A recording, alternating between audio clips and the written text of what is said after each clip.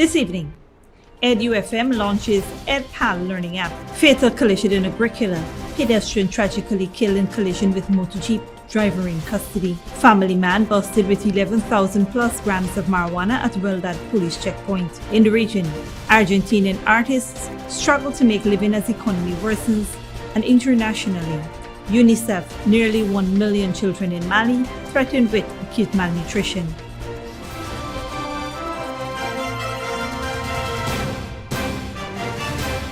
Welcome to this broadcast of Channel 2's Headline News Update for September 26, 2023. I am Bibi Bacchus. Thank you for joining us. First up, police are investigating a fatal accident involving a motor jeep PJJ 9372 and a pedestrian at Agricola. 70-year-old pedestrian Hardat Hariram tragically lost his life when the jeep driven by Francis Cam collided with him around 5:20 a.m. this morning. The preliminary investigation revealed that the motor jeep was traveling south on the western drive lane of the Agricola public road, while Hariram was pushing a pedal cycle and crossing the street. Hariram stopped at the concrete median but later proceeded to cross. Unfortunately, he was struck by the upcoming jeep, throwing him into the air and causing fatal injuries. Emergency medical technicians arrived at the scene and found the pedestrian unconscious. Dr. Walcott pronounced him dead and his body has been taken to the Memorial Gardens Funeral Home for a post-mortem examination. The driver of the motor jeep, Francis Cam, is currently in custody cooperating with the ongoing investigation. In other news, the Ministry of Education's radio station, EDYOU, has launched the EDYPAL learning mobile application to promote technology in education. The app offers educational content for learners from nursery to tertiary levels, featuring low latency, scalability, a user-friendly interface, an artificial intelligence engine, and analytics. Minister of Education Priya Manichan applauded the EDYOU team for their leadership and innovation at the launch at the Pegasus Hotel in Kingston. She highlighted the significance of the app, emphasizing its role in reaching remote areas where people cannot access the app. Minister Manichan emphasized the radio station's role in providing equitable distance education nationwide and expressed hope that the app would improve classroom outcomes. She encouraged parents to embrace technology's potential for their children's development. Quinita Waldron-Lewis, director of the National Center for Educational Research Development, highlighted the app's accessibility and safe, child-friendly content. Meanwhile, Philip Williams, director of EDYOU, discussed the app's features and potential to provide valuable policy and content development data. You're now able to, from the app, measure the usage, measure the child's interaction, the parent's interaction, and we can further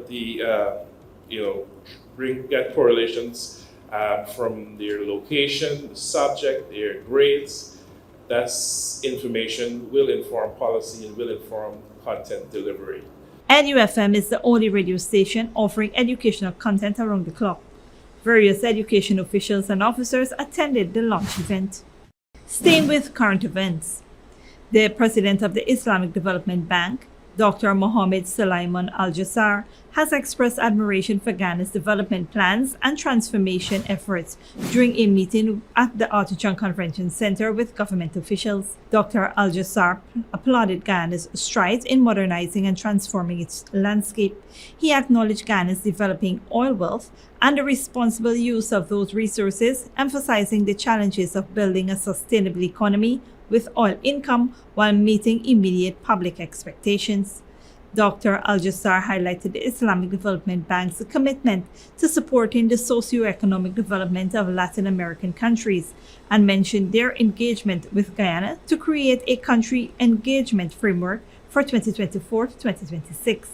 During the meeting, Dr. Al-Jassar received updates on various projects related to energy, transport infrastructure, housing, and agriculture. Prime Minister Brigadier Retired Mark Phillips discussed Guyana's plans to expand hinterland electrification program, increase energy capacity, and reduce electricity generation costs. The government aims to complete projects like the Amila Falls hydropower and gas-to-shore projects. Dr. Al-Jassar commended Ghana's diversification effort in agriculture, its modernized approach to transport infrastructure, and its achievement in the housing sector, particularly in facilitating home ownership. His visit follows discussions on sustainable development goals at the United Nations General Assembly. Stick around when we return. 14-month-old toddler found motionless in pool in the Edward village, and family man busted with 11,000 pulse grams of marijuana at Weldaad police checkpoint.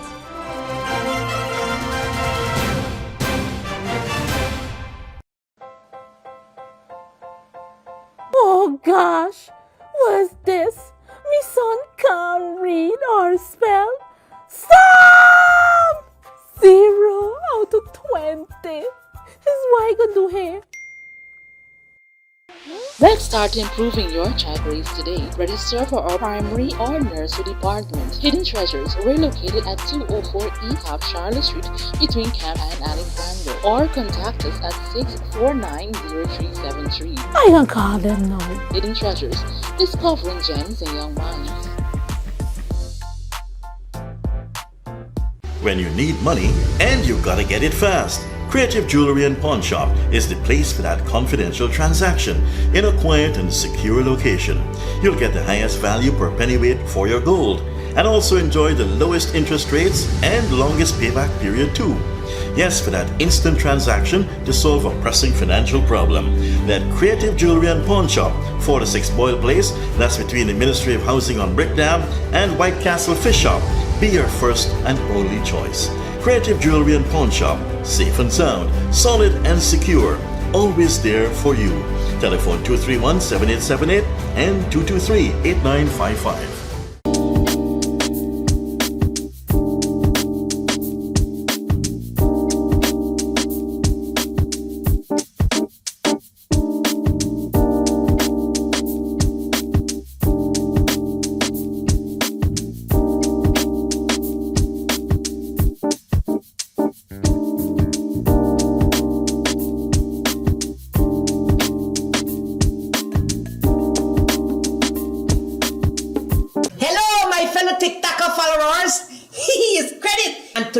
All we will be making Chinese noodles with peppies, chow mein, chicken fritters, and spice cake. For the noodles, all of these will be using peppies, black pepper, cashew, Chinese sauce, soy sauce, garlic sauce, paprika, Chinese seasoning, chow mein seasoning, five spice, and all-purpose seasoning. Next, this chicken that we marinated, soak for all you don't know nothing with peppies, green seasoning, miracle seasoning, pepper sauce, chicken seasoning, paprika, garlic powder, jerk seasoning, black pepper, onion powder, and ginger powder, and document plantain flour, and then this butter we make with this quick piece powder, and we boil in high. We serve with peppies, barbecue sauce. Radical went to the supermarket and she proper buy up enough things. She feels she alone can cook, but she routine even wrong. He shaped like a guy in a map.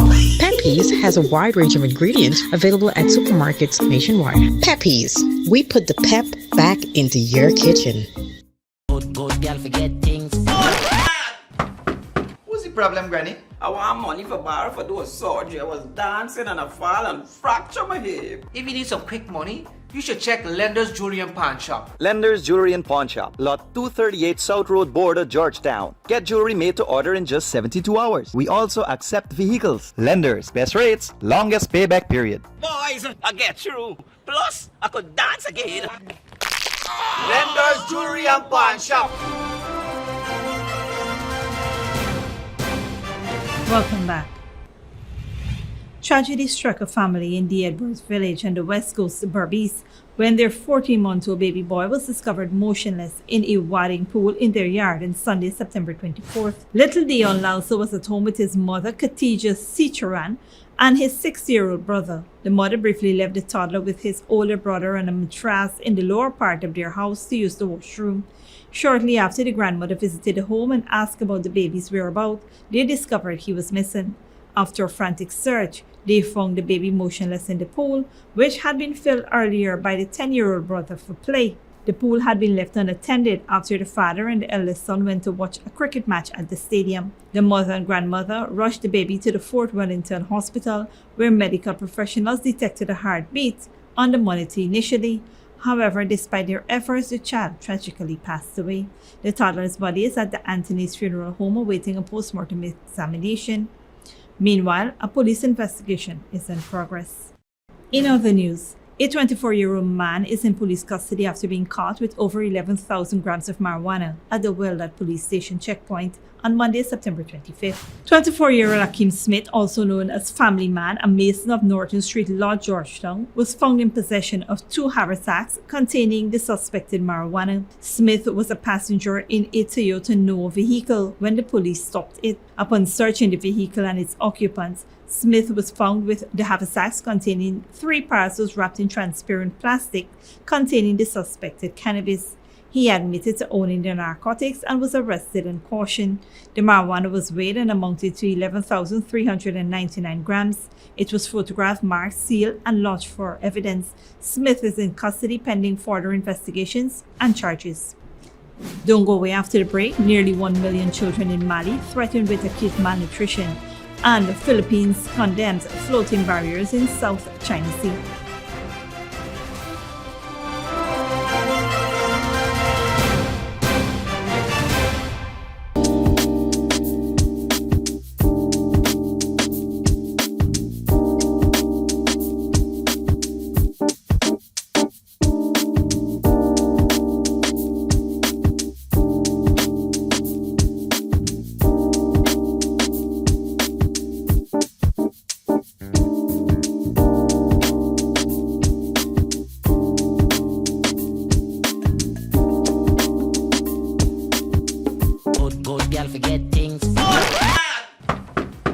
Problem, Granny? I want money for borrow for those surgery. I was dancing and I fall and fracture my hip. If you need some quick money, you should check Lender's Jewelry and Pawn Shop. Lender's Jewelry and Pawn Shop, lot 238 South Road Border, Georgetown. Get jewelry made to order in just 72 hours. We also accept vehicles. Lenders, best rates, longest payback period. Boys, I get through.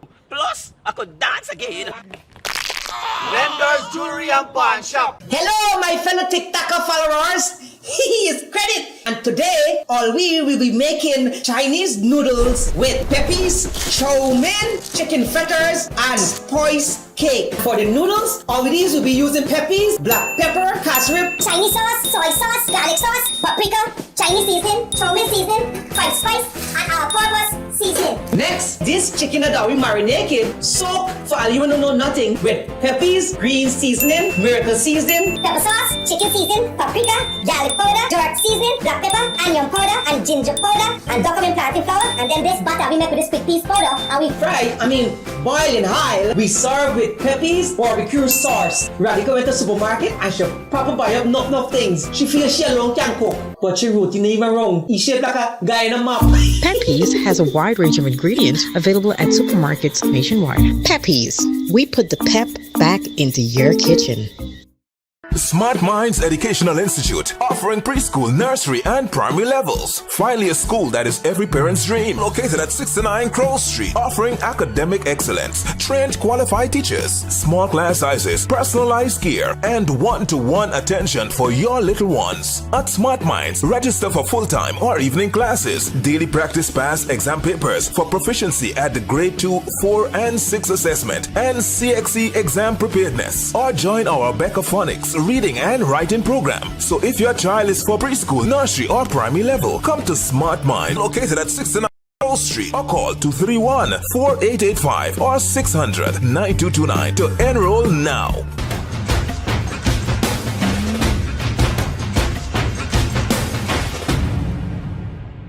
When you need money and you gotta get it fast, Creative Jewelry and Pawn Shop is the place for that confidential transaction in a quiet and secure location. You'll get the highest value per pennyweight for your gold and also enjoy the lowest interest rates and longest payback period too. Yes, for that instant transaction to solve a pressing financial problem. That Creative Jewelry and Pawn Shop, 4-6 Boyle Place, that's between the Ministry of Housing on Brick Dam and White Castle Fish Shop, be your first and only choice. Creative Jewelry and Pawn Shop, safe and sound, solid and secure, always there for you. Telephone 231-7878 and 223-8955. Welcome back. Now we take a look at what's happening in the region and around the world. Argentina is grappling with its highest inflation rate in nearly 3 decades. The worsening economy has pushed millions into poverty, including many artists who are now struggling to survive. Al Jazeera's Teresa Bow reports. Pablo Alarcón comes to this plaza in Buenos Aires to perform every Sunday. The country's dire economic crisis has made it difficult for the renowned 77-year-old actor to find work elsewhere. We have never been like this. It is what generates sadness on how the country has impoverished us all. Alarcón's pension is around $100 a month, and he relies on it to make a living. But Argentina is struggling with a very high inflation. In August, the rate was more than 12%. This is a rich country, a country that can feed millions of people, and still we have millions who go hungry. How can you explain that?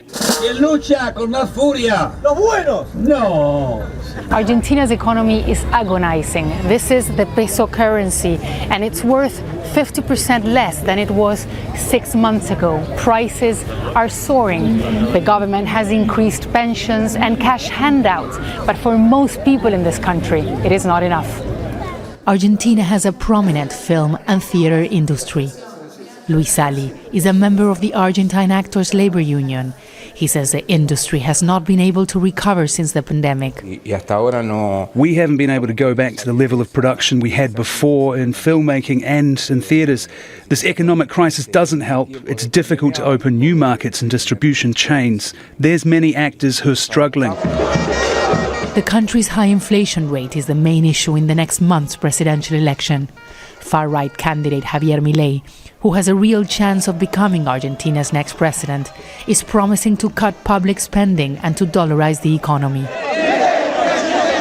He has been campaigning with a chainsaw as a way of showing how he's going to do it. Milei is up against former Security Minister Patricia Bullrich and ruling Peronist Party economy chief Sergio Massa, who is calling for popular tax cuts for workers. I don't believe in messianic discourses like Milei's. I believe in democracy. I want a government that's controlled by Congress and not by decree. Whoever wins the presidency will have to deal with difficult economic scenarios and the millions of Argentines who are doing everything they can to survive. Teresa Bow, Al Jazeera, Buenos Aires. Internationally, in Mali, escalating armed conflicts, mass displacement, and restricted humanitarian access is putting the most vulnerable at risk. According to UNICEF, nearly 1 million children under the age of 5 are at risk of acute malnutrition by the end of this year. Al Jazeera's Mohammed Val reports. Korsum Jara is refusing to lose hope. Ever since she gave birth to her twin boys 13 months ago, she's been struggling to keep them alive. One of my twin boys fell seriously ill. I took him to the health clinic in our village for treatment. After a while, they told us they couldn't keep him there because the illness was getting worse and he needed to be admitted to a bigger hospital.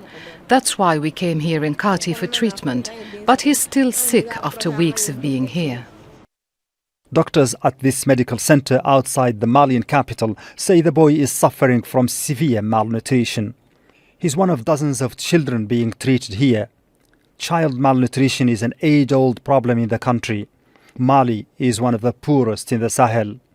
But it has been getting worse recently, according to both local and international organizations. On the national level, we have about 200,000 children suffering from acute malnutrition, and the level of that acuteness has surpassed all our expectations. They need to be admitted in intensive care units, and their treatment should be paid for. But there is a huge deficit in human and financial resources for such a task, so unfortunately many of those children lose their lives. Millions more are going hungry, a number that is growing. According to both UNICEF and WFP, close to 5 million children in this country are in need of urgent humanitarian assistance, including in the fields of health and nutrition. This figure shows an increase of at least 1.5 million children in need since 2020. Relief organizations say 2,500 people are facing famine in the eastern region of Menaka. Mali's economy has been deteriorating for years, but rampant insecurity has added to the misery of millions. The region of Timbuktu is being taken over slowly by armed groups. Separatist fighters in the north have resumed fighting after 8 years of relative peace. The UN says mass displacement and restricted humanitarian access are further complicating the situation. The imminent withdrawal of the last UN peacekeepers from the country at the behest of the coup leaders is expected to make matters worse. Mohammed Val, Al Jazeera, Bamako. And finally, the Philippines has accused China's Coast Guard of installing a floating barrier in a dispute area of the South China Sea, which it says prevents Filipinos from fishing within the exclusive economic zone. Al Jazeera's Barnaby Liu reports. A Filipino fishing boat attempts to enter the disputed Scarborough Shoal's main lagoon, but the Chinese Coast Guard deploys rubber boats and chase it away. Filipino fishermen say this has been the situation in this part of the South China Sea for years. We anchored there one time and the rubber boat came and cut our anchors. And even if they can get past the Chinese Coast Guard, there is another obstacle. The Chinese have put up a floating barrier, which the Philippine Coast Guard says could endanger the lives of those who might try to break it. If you're going to insist in proceeding to the shoal, your propeller could get stuck in the net that's underneath the floating barrier. The Scarborough Shoal is about 120 nautical miles or 222 kilometers from the Philippines' western province of Zambales. Its distance from China, 900 kilometers. It was also the site of a standoff between Manila and Beijing in 2012 after the Philippine Navy arrested Chinese fishermen. The US brokered the deal and the Philippine Navy pulled out. But Chinese vessels never left the resource-rich lagoon. Experts say rising tensions could push China to do more than just blocking off entry into the shoal. Scarborough Shoal is that one last missing piece that is left for reclaiming and to build a new outpost before Beijing could somehow, accomplish a more comprehensive coverage of the area. Manila is also considering suing Beijing again, this time over what it says are destructive practices that have led to the death of coral reefs. I think that the Chinese Coast Guard are doing this precisely to prevent our fishermen from seeing what they're doing inside the shoal, which is all of this destructive fishing activity. But China says the accusations are fiction and reiterated instead its demand for the Philippines to tow away its old warship on the Second Thomas Shoal that it says is discharging polluted water. Barnaby Liu, Al Jazeera, Manila. This brings us to the end of our regional and global news coverage. Up next is the 3-day weather forecast.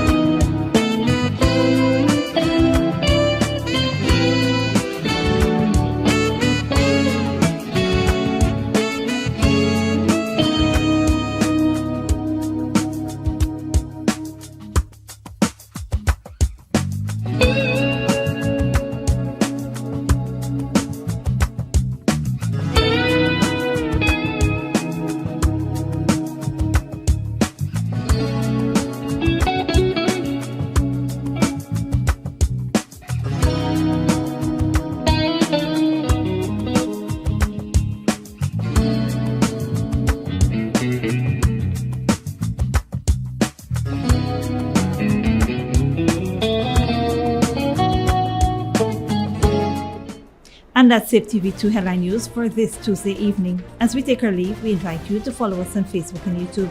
You can tune in tomorrow at 6:30 a.m. for a rebroadcast and at 7 p.m. for more news. Until then, please take care of yourself and each other.